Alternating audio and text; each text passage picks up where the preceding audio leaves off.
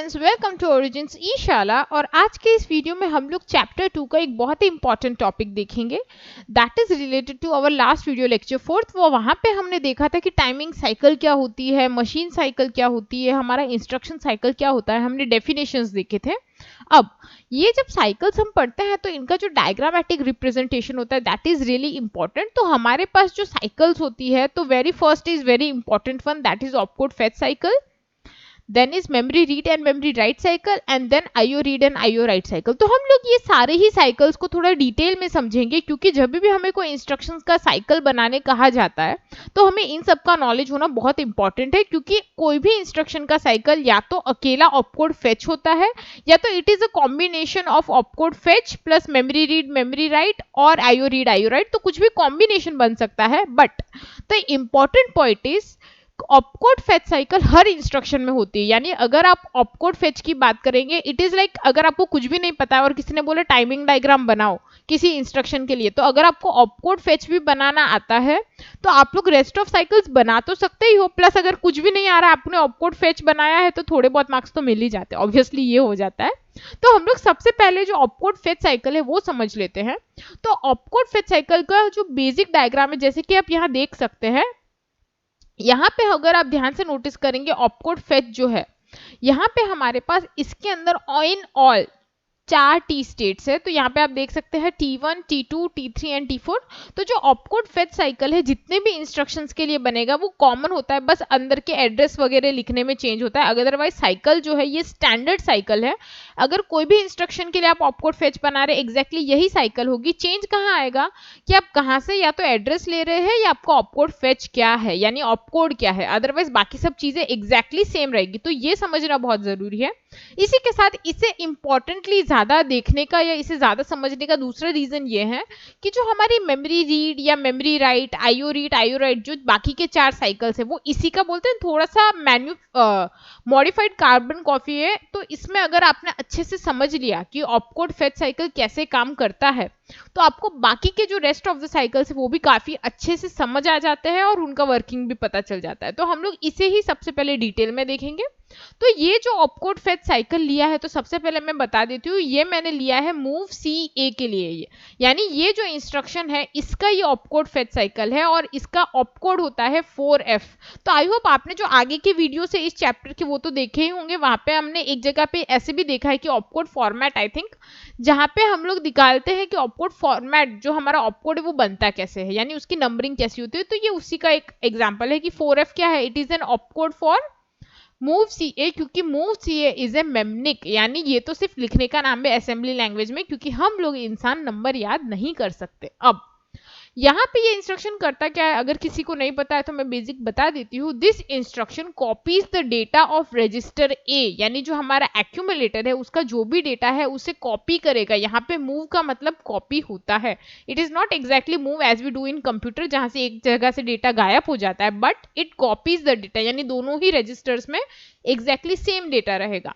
अब जैसे मैंने कहा जो हमारी साइकिल्स है, तो यहाँ पे हमारा जो मशीन साइकिल है ऑपकोड फेच मशीन साइकिल, इसका जो वर्किंग है वो 3 पार्ट में डिवाइड होता है।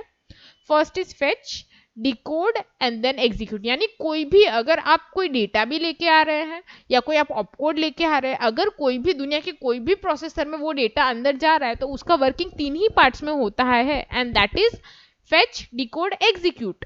तो यहाँ पे जो हमारा ये टी स्टेट्स है 4, T1, T2, T3 और T4, ये भी एग्जैक्टली इन्हीं 3 पार्ट्स में डिवाइडेड होंगे। अब यहाँ पे अगर मैं बोलूँ कि ये कितने बाइट का इंस्ट्रक्शन है, तो अभी तक तो आपको पता चल ही जाना है। यहाँ पे सिर्फ एक ही ऑपकोड आया है, यानी it is a single byte instruction. तो ये भी हमने देखा था कि हम कैसे बता सकते हैं, मूव CA, कोई डेटा नहीं है, कोई एड्रेस नहीं है, obviously it is a 1 byte instruction. तो यहाँ पे अब कितनी साइकिल्स रखती है, क्या इसी के साथ ऑपकोड फेच के साथ कुछ और अटैच करना पड़ेगा? नहीं, आपका जो सिंगल बाइट इंस्ट्रक्शन होता है, अगर हम लोग 8085 के जो सिंगल बाइट इंस्ट्रक्शंस की बात करें, वो हमेशा ऑपकोड फेच साइकिल तक ही कंटेन रहते हैं, except for may be one जो बहुत डिटेल्ड होते हैं, उन्हें हमें इतना बॉदर नहीं करना होता। तो पर अगर आपको एग्जाम में कोई सिंगल बाइट इंस्ट्रक्शन देख रहे हैं और लेट्स से किसी ने पूछा टाइमिंग डायग्राम में कौन सी साइकिल्स आएगी, आप कॉन्फिडेंटली बोल सकते हैं कि it is only opcode fetch cycle. तो यहाँ पे जो ऑपकोड फेच साइकिल है, इसके एक एक स्टेट यानी फेच, डिकोड और एग्जीक्यूट को हमने डिस्ट्रीब्यूट करना है। तो जो सबसे पहला स्टेट है, तो ऑब्वियसली अगर आपको डेटा को डिकोड और एग्जीक्यूट करना है तो लाना तो पड़ेगा। कहां से लाएंगे? कभी भी कोई भी प्रोग्राम जब रन होता है, ऑब्वियसली उसकी लोकेशन होती है मेमोरी। तो मेमोरी में से हमें ये जो ऑपकोड है 4F वो लेके आना है। तो सबसे पहले लाने के लिए एड्रेस तो पता होना चाहिए। तो यहाँ पे हमारा जो एड्रेस है दैट इज 2005। तो हमारा जो T1 स्टेट है, it is the fetching operation state. यहाँ पे फेच होता है डेटा हमारी मेमोरी में से। तो लोकेशन मैंने बता दी, जैसे 2005 है। तो जो T1 स्टेट है, आप यहाँ पे क्या क्या नोटिस कर सकते हैं? तो सबसे पहले हमारी क्लॉक चल रही है, जो ऑलवेज ऑब्वियसली हर एक टी स्टेट में चलेगी, क्योंकि क्लॉक नहीं है तो हमें टाइमिंग कौन बताएगा। तो ऑब्वियसली जो क्लॉक है उसका तो कॉमन रन होना कंपलसरी है T2, T3 और T4 तक। तो आप देख सकते हैं क्लॉक हमेशा एक जैसी कांस्टेंट चल रही है चारों टी स्टेट्स में। अब जो हमारा इंपॉर्टेंट पॉइंट है, फेच करना है डेटा को। तो फेच करने के लिए ऑब्वियसली अगर मैं बोलूं कि मेमोरी से डेटा लाना है, तो हवा में तो आने से रहा, डेटा कहां से आएगा प्रोसेसर के अंदर? हमारे एड्रेस लाइन से। तो हमारा जो एड्रेस लाइन का पार्ट है यानी A0 to A15 वो एक्टिवेट होगा। यहाँ पे अगर आप देखेंगे ध्यान से, AD0 और AD7 जो होता है वो हमारा लोअर बिट डेटा को कंटेन कर रहा है। 2005 में से जो हमारा 05 है तो लोअर बिट डेटा है, ऑब्वियसली लोअर बिट्स में रहेगा। एंड जो 20 है आगे का वो A08 और A15 तक जा रहा है। तो यहाँ पे देखिए जो T1 स्टेट है, सबसे पहले हमने दो पार्ट डिस्ट्रीब्यूट किए हैं एड्रेस के, दैट इज बिकॉज मल्टीप्लेक्सिंग होती है जैसे हमें पता है, AD0 AD7 और A8 और A15। तो जो A8 और A15 है वो हायर बिट डेटा लेके आ रहा है एड्रेस का, और नीचे वाला 05 लोअर एड्रेस लेके आ रहा है। अब सिंस हम लोग एड्रेस में काम कर रहे हैं तो हमारा ALE पिन 1 होगा, दैट इज ए कंपल्शन। अगर ALE 1 नहीं होता है तो सिस्टम को पता कैसे चलेगा कि हम एड्रेस ला रहे हैं ये डेटा? तो T1 के अंदर with in only T1 ALE 1 है, देखिए आप देख सकते हैं ये ALE 1 है। इट रिप्रेजेंट्स कि हम लोग अभी एड्रेस पे काम कर रहे हैं। और जो हमारी रीड वाली साइकिल है वो अभी फिलहाल बंद है T1 में, क्योंकि सिर्फ फेच करने के लिए हमने एड्रेस को नॉक किया, यानी हमें पता चल गया कि ओके इस पर्टिकुलर एड्रेस से डेटा लेके आना है। अब यहां से डेटा हम लोग जब कैरी करेंगे तो हमारा जो नेक्स्ट स्टेप होगा वो क्या होगा? डिकोड करना, यानी ये डेटा प्रोसेसर में आ जाएगा, यानी T1 के बाद हमारा जो डेटा है वो प्रोसेसर में अवेलेबल है। अब जो नेक्स्ट स्टेप होता है दैट इज कि हम लोग इसे डिकोड करेंगे। तो डिकोड करने के लिए अगेन हमारा जो डेटा है वो अब वर्किंग में आएगा। पहले हमारा एड्रेस लाइन एक्टिवेटेड था, अब जो हमारा A0 से A7 वाला पार्ट है वो डेटा पे काम करेगा। तो डेटा क्या है हमारा? Opcode 4F। तो देखिए ये जो हमारी लाइन से AD0 to A7 वाली, उसके अंदर 05 से अब ट्रांसफर होके हमारा जो डेटा है वो एग्जिस्ट कर रहा है 4FH ऑपकोड जो है हमारा।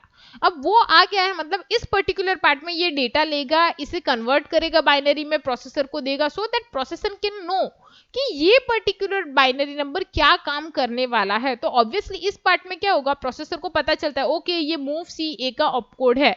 अगेन जैसे मैंने कहा प्रोसेसर इस पे वर्कआउट करता है, तो ऑब्वियसली मैं बोल सकती हूँ डेटा को ये रीड कर रहा है। तो अगर आप ध्यान से नोटिस करेंगे इस पर्टिकुलर पार्ट में यानी T2 और T3 में हमारा जो रीड वाला पिन है वो लो है। लो इसलिए है बिकॉज जो हमारी रीड की पिन है वो लो एक्टिवेटेड पिन है, 0 पे काम करती है। तो यहाँ पे ये देखिए ये पिन लो है, यानी यहाँ पे हमारा डेटा रीड हो रहा है, यानी in sense I can say decode हो रहा है। अब ये डिकोडिंग का काम तो चल ही रहा है, इसके साथ हमारा जो डिकोडिंग होगा अब हमें क्या करना पड़ेगा? डेटा को एग्जीक्यूट करना पड़ेगा। यानी अगर आपको पता चल गया कि ओके प्रोसेसर को पता चल गया कि भाई 4AC क्या करने वाला है, तो इसे एग्जीक्यूट कर देगा। तो हमारा जो T4 स्टेट है that is our execution state. तो T4 में क्या होता है? अगर आप ध्यान से नोटिस करेंगे जो रीड वाला काम था तो हो गया, अब तो सिर्फ प्रोसेसर को एग्जीक्यूट करना है। तो T4 में हमारा जो एड्रेस वाली पिन है, ये देखिए यहाँ पे है, ये दोनों पिन एक्चुअली कुछ भी काम नहीं करती। T4 state is like execution state, तो वहां पे एड्रेस डेटा किसी की जरूरत नहीं पड़ती। सिमिलरली हमारा ALE भी 0 है क्योंकि अभी भी हमारा डेटा वाले फॉर्मेट में है, और जो रीड बार है वो हाई हो चुका है। तो ये इंटरनल ऑपरेशन है, यानी एक तरह से जो T4 है it is much more like extended version, थोड़ा सा टाइम देता है प्रोसेसर को ताकि वो डेटा को एग्जीक्यूट कर सके। वरना T1, T2 और T3 तक हमारा जो वर्किंग है ऑपकोड फेच का हो जाता है, डिकोड हो जाता है, तो यानी काम खत्म, अब थोड़ा सा टाइम चाहिए था। तो T4 is like extra time पर प्रोवाइड कर रहा है ताकि वो जो डेटा है अंदर का वो एग्जीक्यूट हो सके। तो यहाँ पे ये हो गया हमारे ऑपकोड फेच साइकिल का वर्किंग। आई होप आपको ये डिस्ट्रीब्यूशन समझ आया होगा। अब जब आप एग्जाम में बनाते हैं तो इसमें अगर आप कई बार देखेंगे तो ये जो पिन से ऊपर नीचे होती है, बट इट्स फाइन, आप जैसे चाहे रख सकते हैं, but the sequence is this. अगर आप ये सीक्वेंस फॉलो करते हैं तो बहुत अच्छा लगता है, क्योंकि आपने एड्रेस रखा है, देन ALE रखा है, देन रीड बार है, एंड देन स्टेटस है।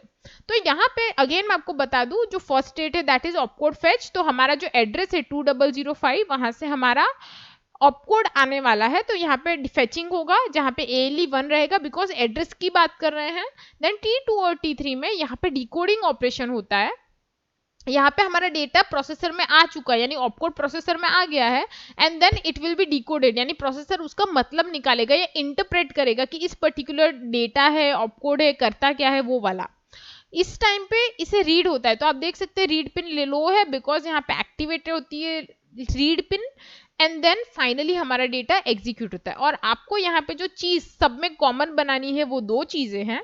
फर्स्ट क्लॉक, तो आप देख सकते हैं जो क्लॉक है वो तो कंटिन्यूसली एक जैसी बनाई गई है, and the last pins are this status pins. तो स्टेटस पिन्स क्यों? क्योंकि हमारा जो प्रोसेसर है जब काम करता है तो हमारे प्रोसेसर को बताना पड़ता है सिस्टम को कि मैं ये काम कर रहा हूं। तो जब ऑपकोड फेच साइकिल चल रही है तो प्रोसेसर को ये काम कौन बताते देगा? That are our status pins. तो सबसे पहले अगर आप देखेंगे यहाँ पे IO/M बार है जो थोड़ा सा ढक गया है, but I hope you get it. IO/M बार यहाँ पे 0 पे सेट है। 0 पे इसलिए सेट है because it is a memory related operation. Obviously अगर आपका जो ऑपकोड आप लेके आ रहे हैं वो मेमोरी से आ रहा है तो it is a memory related operation. तो ये 0 है तो आपको बता रहा है कि मेमोरी रिलेटेड ऑपरेशन है। Next is S0 and S1। तो S0 and S1 are specifically known as status signals, ये हमने देखा है। तो ये पिन्स क्या करेगी? ये दोनों 1-1 है। अगर ये दोनों पिन 1 है मतलब पूरे सिस्टम को पता रहता है कि ओके इस पर्टिकुलर टाइम पे हमारा जो प्रोसेसर है वो ऑपकोड फेच साइकिल पे वर्क कर रहा है। तो this is the basic description of opcode fetch cycle. अब जैसे मैंने कहा अगर आपको ऑपकोड फेच ऐसे से आ गई तो आपको बाकी के साइकिल्स आ जाते। तो रीजन क्या है? मैं एक सिंपल सी चीज बता देती हूँ, यहीं पे आपको आगे देख के पता चलेगा। हमें अगर memory read, memory write, IO read और IO राइट ये चारों साइकिल्स बनानी है तो हमें T1, T2 और T3 इतना ये तो कंपलसरी आना चाहिए। ये T4 जैसे मैंने कहा था ये तो एक्सटेंडेड स्टेट होता है for specifically opcode fetch cycle, क्योंकि ये एग्जीक्यूशन करता है एक पर्टिकुलर इंस्ट्रक्शन का।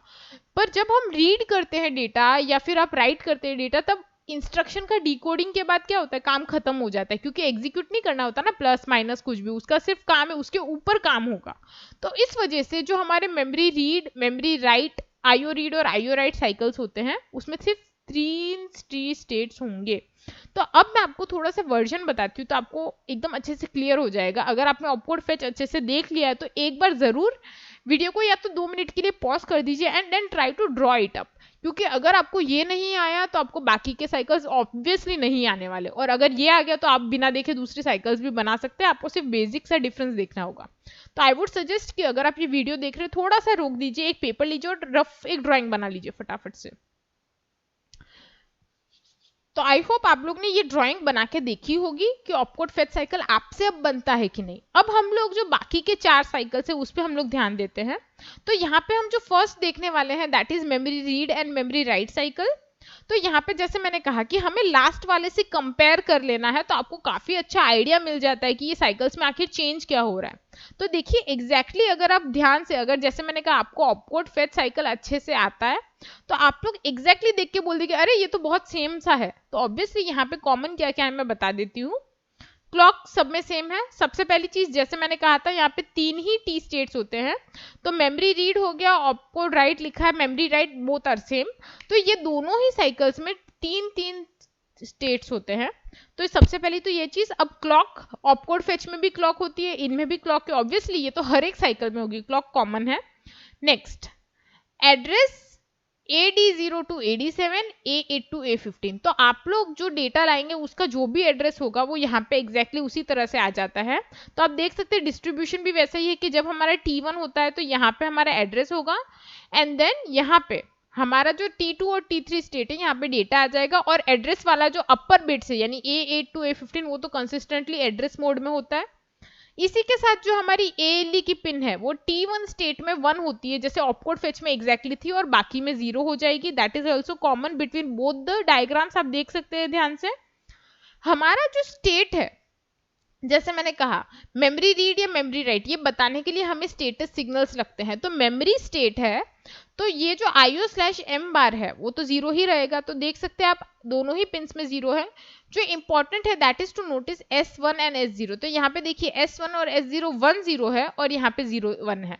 तो ये हमें एक चीज छोटी सी है आपको याद रखनी पड़ती है, इन केस लेट्स से आप एग्जाम में बैठे और भूल गए कि S1 S0 में क्या आता है, तो आप सिंपली S0 और S1 लिख के रख सकते हैं, क्योंकि उन्हें पता होता है कि स्टेटस सिग्नल से कभी कभी अगर आप भूल जाए, इट मे हैपन, तो आप ये चीज कर सकते हैं। पर लिखिएगा जरूर कि S0 S1 स्टेटस सिग्नल्स होते हैं, क्योंकि टाइमिंग डायग्राम का वो एक पार्ट है, आपको लिखना होता है। तो यहाँ पे ये जो हमने देखा है, अगेन आप नोटिस कर सकते हैं इतना तो कॉमन था। अब अलग क्या हो रहा है, तो अलग हो रहा है रीड और राइट वाले पार्ट में। तो देखिए रीड वाला पार्ट तो अगेन ऑपकोड फेच जैसा ही होगा, T2 और T3 के बीच में यहाँ पे लो हो रहा है, बिकॉज जो हमारा डेटा है वो हम रीड करेंगे। राइट वाले पार्ट में भी लो हो रहा है, but it is not read pin, it is right pin. तो यहाँ पे देखिए जब हमारा डेटा राइट होगा ना, तो हमारा जो राइट वाला पिन है वो लो होगा T2 और T3 में। तो यहाँ पे ये हमें एक ध्यान रखना है कि रीड बार में जो यानी मेमोरी रीड और ऑपकोड फेच होता है, वहां पे रीड की पिन यहाँ पे हम लो लिखते हैं, पर जब आप राइट की बात करेंगे तो यहाँ पे राइट होगा। तो यहाँ पे इतनी सी माइन्यूट चीज हमें एक ध्यान रखनी है, अदरवाइज अगर आप ध्यान से नोटिस करेंगे बोथ आर ऑलमोस्ट सेम। यहाँ पे सिर्फ ये दोनों चीजों का फर्क आ रहा है, एक तो S1 S0 का और एक ये रीड वाली और राइट वाली पिन का। अदरवाइज जो अगर आप एग्जाम में ड्रॉ कर रहे, किसी ने रैंडमली बोला मेमोरी रीड बनाया है, तो देखिए क्लॉक आएगा, हायर एड्रेस आएगा, लोअर एड्रेस आएगा, ALE आएगा, और बाकी के पिन्स IO/M बार, S1 S और रीड बार, तो बाकी सब कॉमन एग्जैक्टली आ जाता है। बस आपको ये फीचरिंग ध्यान रखनी है कि किस में क्या आ रहा है।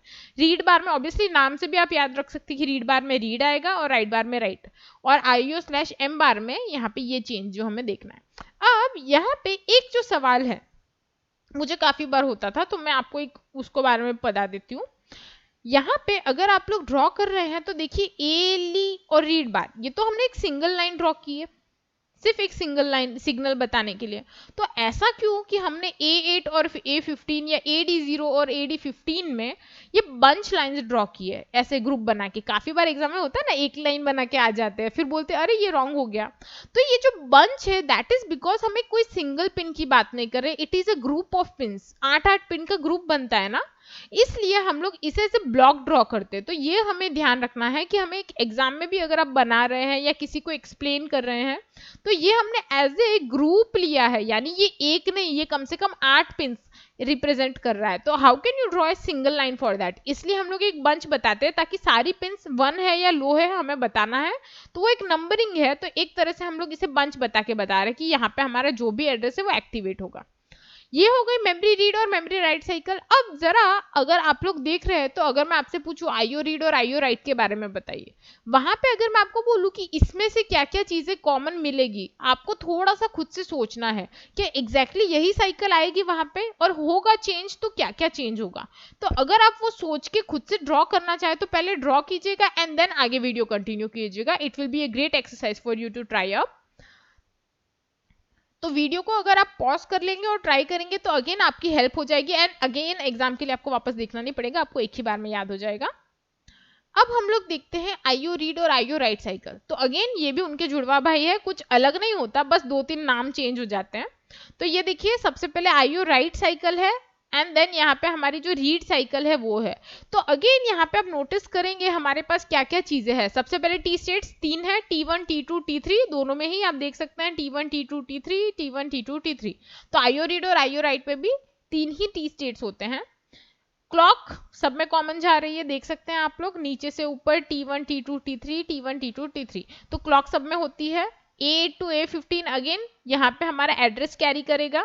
तो आप देख सकते हैं यहाँ पे जो एड्रेस है वहां पे हमने instead of normal writing address यहाँ पे IO पोर्ट एड्रेस या पोर्ट एड्रेस लिखा, तो ये एक स्पेसिफिकेशन, आप डायरेक्ट एड्रेस लिखेंगे डजंट मैटर। ये सिर्फ ये बताने की ट्राई कर रहा है कि जहां से भी हमारा डेटा आएगा हम वहां पे वो एड्रेस तो चाहिए ना हमें, तो वो एड्रेस हम यहाँ पे पुट करने वाले, तो ये तो कॉमन है। देन AD7 टू AD0, तो ये जो हमारा है डेटा ये दो बार में डिवाइड होगा अगेन। सबसे पहले पोर्ट एड्रेस, जब ये हमारा एड्रेस के लिए काम करेगा तो लोअर बिट एड्रेस आएगा T1 के अंदर, जैसे हर बार आता है IO port T1 address. And then T2 और T3 में जो भी हमारा डेटा है उस एड्रेस का वो आ चुका होगा प्रोसेसर में, तो यहाँ पे दोनों बाइट्स में डेटा कॉपी होगा। तो देखिए डेटा पे जो भी वर्किंग होगा डिकोडिंग वो होगा। नेक्स्ट है हमारी ALE की पिन, तो ALE ओनली T1 में हाई होती है बिकॉज जो हमारा फेचिंग ऑपरेशन है वो सिर्फ T1 में हो जाता है, तो यहाँ पे देखिए दोनों में हाई है और बाकी में लो हो जाएगी क्योंकि फिर हम डेटा पे काम करते हैं। एंड देन हमारी राइट पिन और रीड पिन, तो अगर आपको कोई एक डायग्राम दे दे और पूछे ये IO रीड है या IO राइट है या फिर मेमोरी रीड है या मेमोरी राइट है, ऑब्वियसली हमें क्या चेक करना है, ये पिन्स या तो रीड वाली या तो राइट वाली, कुछ तो दिखेगा ना।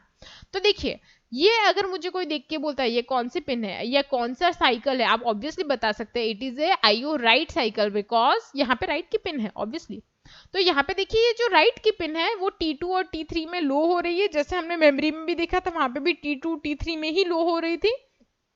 और जो हमारा IO रीड है वहां पे देखिए यहाँ पे रीड की पिन लो हो रही है, तो ये एक ध्यान रखना है कि रीड साइकिल है या राइट साइकिल है, उसके अकॉर्डिंग नाम चेंज कर लेना है, अदरवाइज वर्किंग सेम है।